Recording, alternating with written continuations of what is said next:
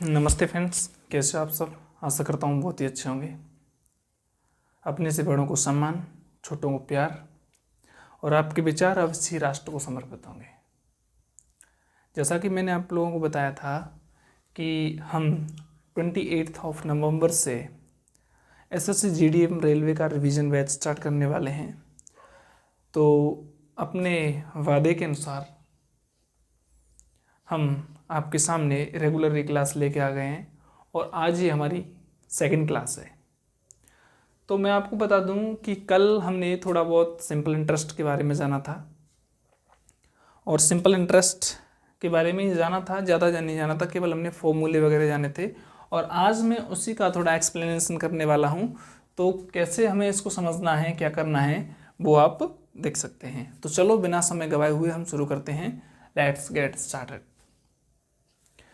साधारण ब्याज को हम कहते हैं सिंपल इंटरेस्ट।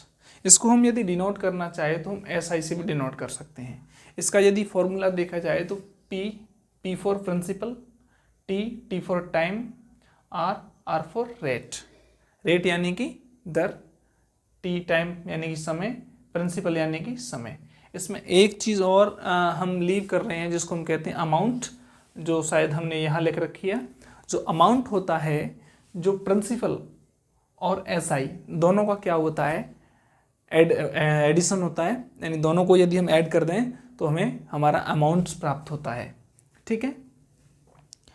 यदि हमें कभी टाइम निकालना हो तो वैसे मैं कल वाली वीडियो में बता चुका था, लेकिन आज मैं आपको यहाँ पर टाइम कैसे फाइंड करते हैं मैं यहाँ पर एक्सप्लेन कर देता हूँ। देखो, हमारे पास फॉर्मूला है SI = PTR/100। ठीक है। 100 को हम यहाँ से हटाएंगे तो हमें क्या करना पड़ेगा, इन दोनों ओर हमें मल्टीप्लाई करना पड़ेगा 100 से। ठीक है। और ये चीज़ आप छोटी क्लासों में सीख चुके हो, PTR। ठीक है। ये हमेशा बराबर रहेगा, ये ध्यान रख लेना। ठीक है।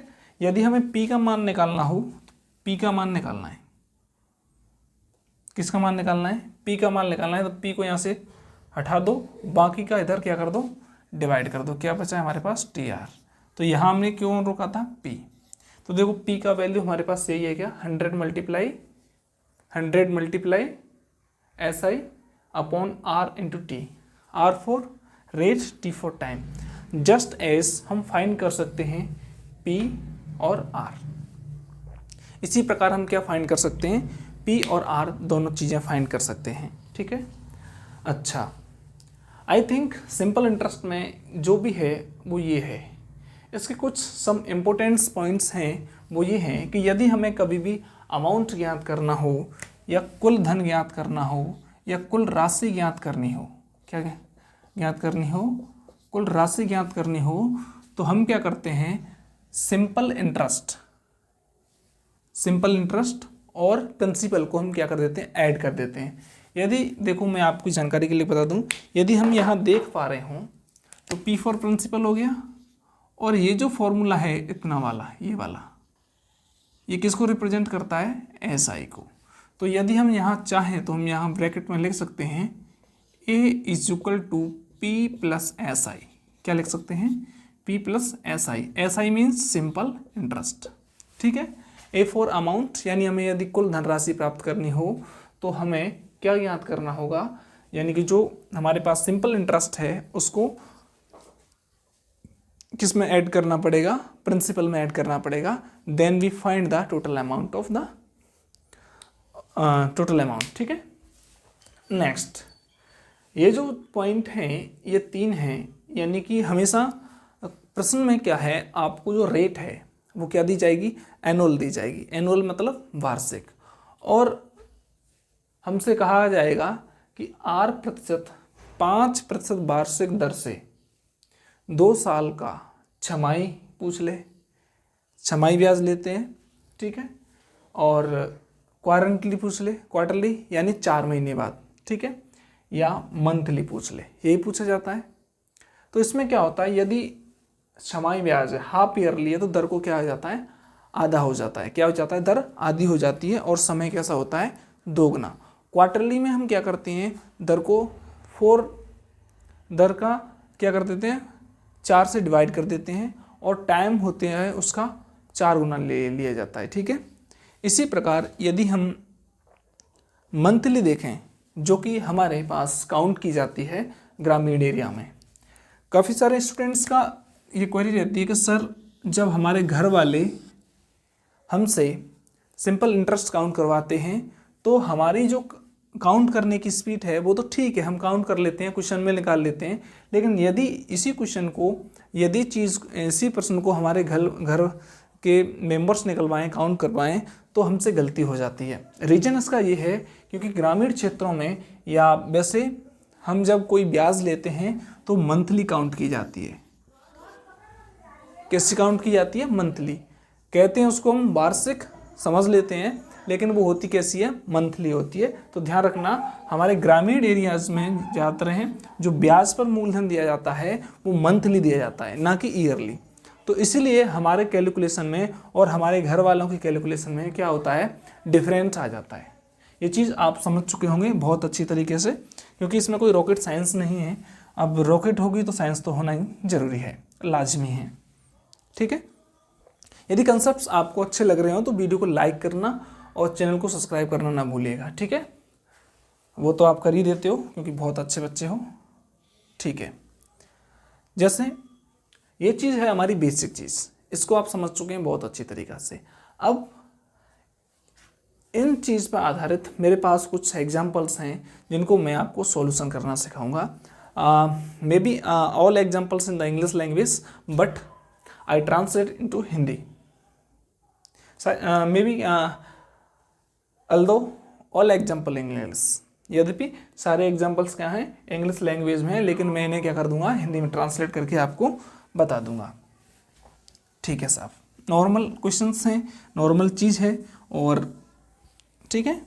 और क्योंकि जितने ज़्यादा हम इनके क्वेश्चन प्रैक्टिस करेंगे उतना ही ज़्यादा हमें क्या आएगा? इसका क्वेश्चंस का बेस समझ में आएगा और हम समझ पाएंगे कि हम अपने इसको कितना अच्छे तरीके से समझ पा रहे हैं। ठीक है, कोई बात नहीं है, इतनी चीज़ आई थिंक आप समझ चुके हैं। यदि प्रश्न में दिया जाए कि क्वार्टरली काउंट किया जाता है, दर को यदि क्वार्टरली काउंट किया जाए तो हमें दर में क्या कर दिया जाता है? 4 से डिवाइड कर दिया जाता है और जो टाइम है उसको 4 से मल्टीप्लाई कर दिया जाता है। ठीक है, यदि मंथली काउंट किया जाता है तो हम क्या करते हैं?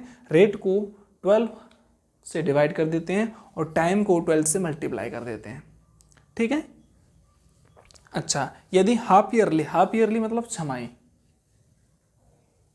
क्वार्टरली मतलब 4 महीने के बाद, 4 12 होते हैं, और मंथली मतलब 12, 1 महीने के बाद ही हम क्या कर रहे हैं? रेट ऑफ इंटरेस्ट चेंज कर रहे हैं। ठीक है, चेंज नहीं, इंटरेस्ट पर इंटरेस्ट हम काउंट कर रहे हैं पर ईयर की अपेक्षा। ठीक है, तो ये सम इम्पोर्टेंट्स मान के चलो, यदि आप चाहते हो तो ये वैसे इम्पोर्टेंट्स हैं जिनको, क्योंकि हर चीज़ मानो तो इम्पोर्टेंट है, नहीं तो इम्पोर्टेंट नहीं है। क्योंकि इम्पोर्टेंट आप तभी मान सकते हो यदि आपको याद है पहले से, तो वो इम्पोर्टेंट नहीं है। जो चीज़ याद नहीं है पहले से, जिसको आप पहली बार देख रहे हो, तो वो चीज़ क्या रहती है? इम्पोर्टेंट रहती है। जैसे यदि मैं इनको बताऊं तो ये आपने 11th 9th 10th 8th 9th 10th और 7th क्लास में आपने पढ़ रखा है। लेकिन यदि हम 9th तक ही पढ़ते हो ये सिंपल इंटरेस्ट वगैरह, और यदि इन चीज़ों की बात करें तो शायद ही इनमें से ये पहला वाला टॉपिक है, जो पहला वाला पॉइंट है आपने कवर किया होगा, लेकिन जो क्वार्टरली और मंथली पॉइंट हैं आपने कवर नहीं किए होंगे। That's right. चलो, अब मेरे पास कुछ क्वेश्चंस हैं, मैं इन क्वेश्चंस को आपको हल करवाता हूँ। पहला क्वेश्चन से find the simple interest, SI means simple interest, find the simple interest of 1000 at 12% per year for 5 year. यानी कि 1000 रुपये पर 12% वार्षिक दर से 5 साल के लिए ब्याज ज्ञात कीजिए। देखो, क्योंकि P हमारे पास कितना दिया है? 1000 रुपीज़। ठीक है, रेट कितने पास दिए अपने पास? 12 मल्टीप्लाई, टाइम कितना दिया है हमारे पास? 5/100। ठीक है, 20 से 20 कैंसिल गई, 12/60 और 60 का मल्टीप्लाई करेंगे जैसे 600 रुपये, तो हमारे पास इसका आंसर कितना आएगा? 600 रुपीज़ आंसर। अब आप कह रहे होंगे कि सर हमें ये पता नहीं चल पा रहा है इसमें कि ये आपने कैसे कर दिया। तो देखो मैंने कैसे कर दिया, मैंने इस फॉर्मूले का यूज़ किया है। कौन से फॉर्मूले का? इस फॉर्मूले का यूज़ किया है। P कितना है अपने पास? P मतलब प्रिंसिपल, प्रिंसिपल यानी कि मूलधन। मूलधन हमारे पास कितना है? 1000। T कितना है हमारे पास? T 5 ईयर, डेज, ये जो होते हैं ये क्या होते हैं हमारे पास? क्या होते हैं? टाइम होता है, ठीक है। अच्छा, PT R for rate, rate हमेशा प्रतिशत में आती है और ये क्या है हमारे पास? रेट है। तो इसको हमने कैलकुलेट किया, देखो 2 जीरो से 2 जीरो काट दी मैंने, ठीक है। 12 का कितने से गुणा किया? 5 से, 12 5 60 होते हैं। अब हमारे पास यहाँ 10 बच्चे, 10 का मल्टीप्लाई और करेंगे, कितना हो गया? 600। ये तो हमारा क्या निकलवा रहा है? Simple interest. यदि मैं इसी क्वेश्चन में कह दूँगा टोटल अमाउंट ज्ञात कीजिए, क्या ज्ञात कीजिए? टोटल अमाउंट ज्ञात कीजिए। क्या ज्ञात कीजिए? टोटल अमाउंट ज्ञात कीजिए। तो टोटल अमाउंट ज्ञात करने के लिए हमें क्या करना होगा? प्रिंसिपल और सिंपल इंटरेस्ट दोनों को ऐड करना पड़ेगा। टोटल अमाउंट बराबर क्या होता है? P plus SI। Amount find करना है, P हमारे पास कितना है? 1000 rupees and simple interest we find out 600 rupees. Then we add, तो 1600, ठीक है। ये हमारा, यदि हम इसमें पूछा होता, क्या पूछा होता कि यदि टोटल अमाउंट ज्ञात कीजिए तो हम अमाउंट 600 रुपीज़ फाइंड कर सकते थे। दैट्स ऑल, ठीक है। अब हमारा पहला क्वेश्चंस कवर हो चुका है, पहला क्वेश्चंस कवर हो चुका है, यानी कि इसका आंसर हम निकाल चुके हैं। इसका आंसर हम क्या कर चुके हैं? निकाल चुके हैं। अब आपको सेकंड क्वेश्चन का आंसर निकालना है। देखो सेकंड क्वेश्चन को हम पढ़ते हैं। Find the simple interest on 8007% per annum on 716 per annum and 500 at 4% per annum for 2 year। 2 साल के लिए हमने ये क्या दिए हैं? धन, मूलधन किसी को ब्याज पर दिए हैं और इनकी हमें टोटल हमें क्या ज्ञात करनी है? सिंपल इंटरेस्ट फाइंड करना है। कैसे फाइंड करेंगे? चलो देखते हैं। देखो पहले के लिए, सबके लिए 2 कॉमन ले लें, कॉमन लेने की जरूरत नहीं है। कितना है हमारे पास? पहला amount 800। I want to check that is visible और नॉट। मैं चेक करना चाहता हूँ कि जो मैं लिख रहा हूँ वो विजिबल है या नहीं। हाँ विजिबल है, बहुत क्लियरली विजिबल है। थोड़े फॉन्ट साइज बढ़ा देते हैं। 8000 मल्टीप्लाइड कितने? 7% मल्टीप्लाइड कितने साल के लिए? 2 साल के लिए, upon 100। Any problem? No percent होनी नहीं चाहिए क्योंकि अभी हमने पहली 100 ले लिया। अब क्या लेंगे? 700 into 16 into 2 upon 100 plus 500 into 4 into 2 upon 100, ठीक है। एक मैं पहला सिंपल तरीका बता रहा हूँ। 2 जीरो से 2 जीरो गई, 2 जीरो से 2 जीरो गई, 2 जीरो से 2 जीरो गई। 7 दूनी 14, 14 मल्टीप्लाई हम 8 करेंगे प्लस 14 संते 98, ठीक है। 16 दूनी 32, 32 मल्टीप्लाई हम 7 करेंगे प्लस 5 4 दूनी 8, 8 5 40। ऐड करो, 14 संते 98 हो गए, ये हो गए 7 दूनी 14 की 4 और 7 21, 1 22 प्लस 40। इनको हम क्या कर देंगे? ऐड कर देंगे। इनको हम क्या कर देंगे? ऐड कर देंगे। और ऐड करने के पश्चात जो हमारा रिजल्ट आएगा ना, वो इसका क्या रहेगा? आंसर रहेगा। तो देखो ये तो हमारे नॉर्मल क्वेश्चंस हैं। कैसे क्वेश्चंस हैं? नॉर्मल क्वेश्चंस हैं जिनको हम आसानी से कर सकते हैं, क्योंकि इसमें कोई वो नहीं है, हमने कुछ नहीं निकाला, केवल इस फॉर्मूले का यूज़ किया है, केवल इस फॉर्मूले का यूज़ किया है और हमने कैलकुलेशन कर दी है। लेकिन यदि अब इन क्वेश्चंस को छोड़ने के अलावा दें और इस क्वेश्चन पर फोकस करें जो कि थर्ड क्वेश्चंस है, तो हम देखेंगे, क्या देखेंगे कि कैसे कैसे क्वेश्चंस को सॉल्व किया जाता है। देखो, a sum of money in 3 years a sum of money in 3 years become 1334 and in 7 years become 1536 rupees. What is the principal sum where simple rate of interest is to be changed? यानी कि जो English वाले हैं वो समझ चुके होंगे, मैं एक बार और पढ़ देता हूँ। अ sum of money in 3 years, किसी धन का 3 साल में 1344 रुपये हो जाता है, या हम कह सकते हैं कोई धन 3 साल में 1344 रुपये हो जाता है, एंड और इन 7 ईयर्स 7 वर्ष में बिकम्स 1536 रुपये हो जाता है।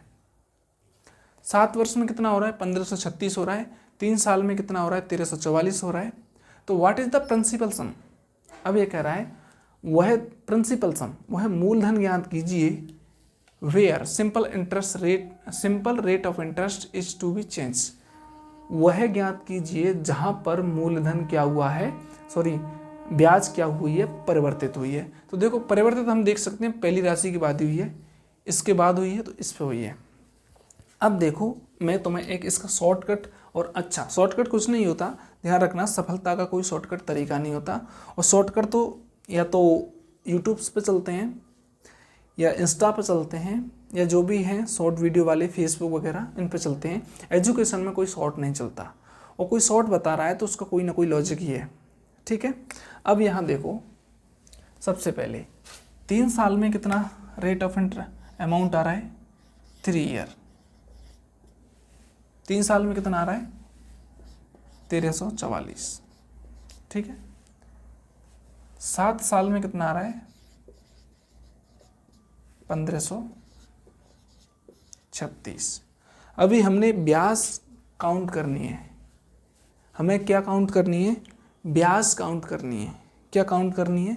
ब्याज काउंट करनी है। और ब्याज काउंट करने के लिए हम क्या करते हैं ऐसे क्वेश्चनों में, यदि कहीं एक समान अमाउंट, यदि कहीं कोई भी अमाउंट परिवर्तित हो रहा है, क्या हो रहा है? चेंज हो रहा है, या कुछ समय पश्चात उसमें गैप दिया गया है, जैसे इस क्वेश्चन में दिया गया है कि 3 साल में 1344 हो जाता है, 7 साल में 1536 हो जाता है।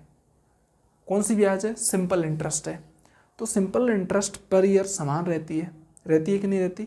चलो ये बात पक्की है, पर ईयर कैसी रहती है? समान रहती है। अब 7 में से 3 घटाएं तो कितने बचे साहब? 4 ईयर बची, ठीक है। अब यहाँ से घटा दो, 1536 में से घटा दो। चलो आप कन्फ्यूज़न हो रहे होंगे, इसलिए मैं 7 को ऊपर रख लेता हूँ और 3 को नीचे रख लेता हूँ, कोई दिक्कत नहीं है।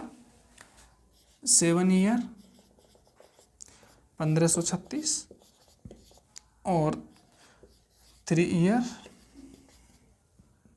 1344, ठीक है। लेस करो, हमारे पास कितनी बची? 4 ईयर, ठीक है। इधर कितना बचा? 16 में थे 4 गए तो कितने बचे? 16 में थे 4 गए तो घटाओ मत, 6 में थे 4 जा रहे हैं, 2 बच रहे हैं। ये बची 3 यानी कि 13 में थे 4 गए तो कितने बचे? 13 में से 4 गए तो कितने बचेंगे हमारे पास? 9 4 13, ठीक है। 9, 13 में से 4 गए तो 9, ठीक है। 9 यानी कि 92। अब हमें निकालना है क्या? ये जो हमारे पास आई है ब्याज, कितने साल की आई है भाई साहब? कितने साल की आई है? 4 साल की ब्याज आई है। हमें निकालने कितने साल की है? हमें निकालने कितने साल की है? 1 साल की। तो 4 साल की 92 है। एक बार और कर लेते हैं।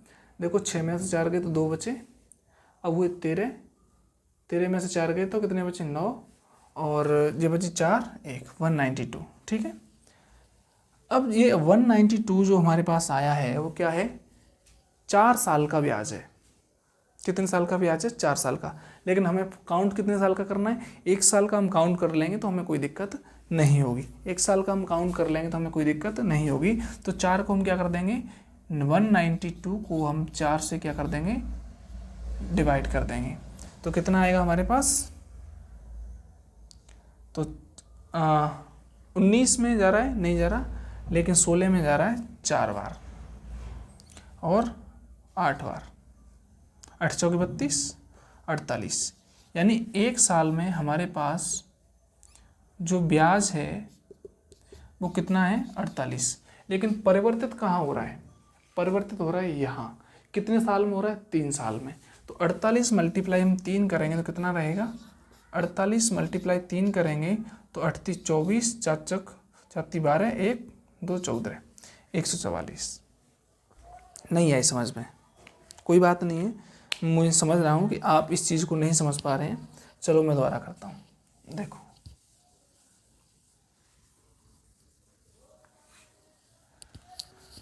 7 साल में कोई धन 1536 रुपये हो जाता है, 3 साल में कोई धन 1344 रुपये हो जाता है। यहाँ तक कोई दिक्कत नहीं है।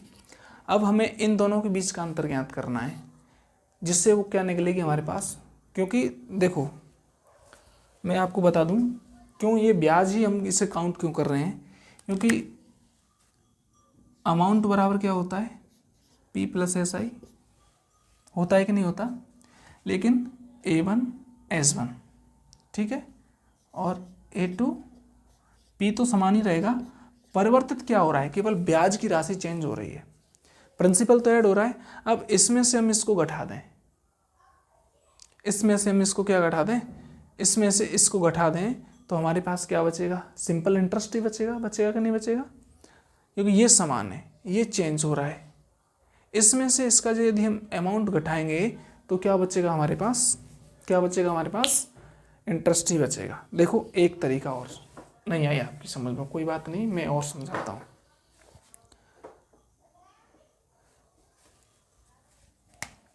जैसे 500 रुपये 2% से 2 साल में कितने हो जाते हैं, का ब्याज कितना है हमारे पास, 5 दूनी 10 और 10 दूनी 20 रुपये, ठीक है। और 500 रुपये का ब्याज 5 साल में कितना है, 5 दूनी 10, 10 पंजे 50, ठीक है ना। अब इसमें से इसको घटाएं तो 5 से तो घट ही रहा होगा ना, घटेगा कि नहीं घटेगा। यदि हम देखो टोटल इसको ऐड करें अमाउंट तो ये 520 हो गया और ये 550 हो गया। अब यहाँ भी 500 है, यहाँ भी 500 है, तो हमारी जो डिफरेंस पैदा हो रहा है वो किस में हो रहा है, केवल SI में हो रहा है कि नहीं हो रहा। तो इसलिए यहाँ जो वैल्यू आएगी ना वो क्या आएगी, सिंपल इंटरेस्ट आएगा। कितने साल का आएगा वो यहाँ से हम फाइंड कर लेंगे। तो इसलिए हम इसको सिंपल इंटरेस्ट काउंट कर रहे हैं। किसको सिंपल इंटरेस्ट काउंट कर रहे हैं, इस वैल्यू को। तो 4 साल में ब्याज कितनी हो रही है ऐड होके, 192 रुपये। कितनी हो रही है, 192 रुपये। अब लेकिन हमें 4 साल से मतलब नहीं है, हमें 4 साल से मतलब नहीं है, हमें कितने से मतलब है, हमें मतलब है केवल 1 साल से। 1 साल से यदि हमारे पास 1 साल की वैल्यू है तो हम 2 साल की भी निकाल सकते हैं, 5 साल की भी निकाल सकते हैं और 7 साल की भी निकाल सकते हैं। देखो कैसे निकाल सकते हैं। 4 का मान है हमारे पास 192, 4 ईयर = 192। हमें निकालना है 1 ईयर का, कितने का निकालना है, 1 ईयर का। तो 192 को हम क्या कर देंगे, डिवाइड कर देंगे कितने से, 4 से, तो कितना आएगा हमारे पास 48। डिवाइड कर लो, 4 चौके 16, बची 3 और 4 8 32, ठीक है। लेकिन ये जो है कितने साल का है, 3 साल का। अब वो कह रहा है परिवर्तित कहाँ हो रही है, यहाँ भी हो रही है और यहाँ भी हो रही है, हम दोनों से फाइंड कर सकते हैं, ठीक है। आंसर हमेशा सेम आएगा चाहे हम इस राशि को लें 1344 या हम इस राशि को लें। अच्छा यहाँ तक 1344 होने में उसे कितना टाइम लगा, 3 साल लगे। तो 3 साल की ब्याज इसमें ऐड हुई होगी 1344 में, हुई होगी कि नहीं हुई होगी। चलो सॉरी फॉर दैट, 3 साल की ब्याज ऐड हुई होगी, कितनी हुई है 144, ठीक है। यदि हमने 3 साल की इसमें से लेस कर रहे हैं तो 3 साल की ब्याज ऐड हुई होगी, तो 1344 माइनस 144 करेंगे तो हमारे पास कितना आएगा, कितना आएगा 1200 रुपये। कोई प्रॉब्लम नहीं है। चलो अब आपके दिमाग में एक क्वेश्चन आ रहा होगा कि सर यदि हम 1536 ले लें तो तो 3 से गुणा करेंगे, फिर हम 3 से मल्टीप्लाई नहीं करेंगे 48 के साथ, फिर हम 7 से मल्टीप्लाई करेंगे, क्योंकि हमारे पास ईयर कितने हो गए, 7 हो गए। तो देखो 48 मल्टीप्लाई 7, 8 7 56 की 6, 7 चौके 28, 29 30 31 32 33,